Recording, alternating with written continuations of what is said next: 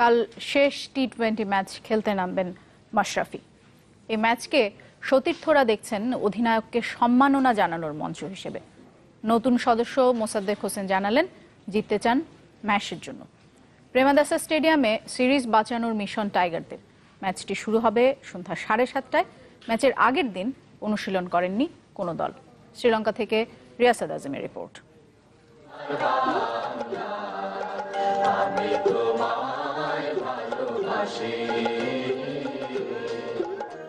সিরিজের শেষ টি-20 পুরো শ্রীলঙ্কা সফরে অন্যরকম বাংলাদেশ, অন্যরকম অভিজ্ঞতার সামনে বদলে দেয়া দলটার রূপকার ক্যাপ্টেন ম্যাচের বিদায়ী টি-20ও বৃহস্পতিবার।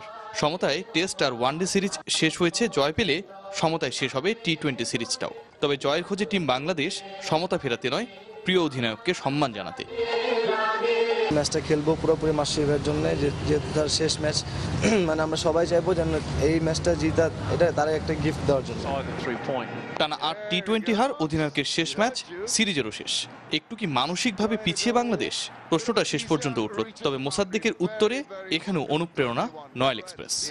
ওনার কাছ থেকে আমরা আবার নতুন করে ইন্সপিরেশন পাইছি যে সবকিছুর পর আমাদের খেলাটা হচ্ছে সবার আগে, তা আমাদের সেটার উপরে ফোকাস করা উচিত।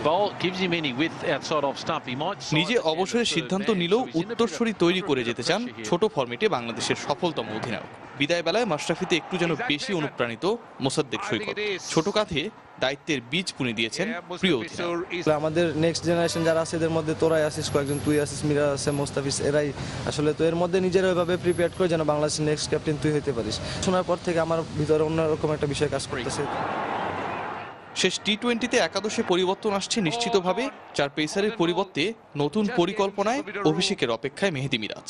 লঙ্কা সফরের শেষ ম্যাচের আগে অনুশীলন করেনি টিম বাংলাদেশ। মাশরাফির সম্মানে নৈশভোজের উদ্যোগ নিয়েছে আলোচিত বিসিবি।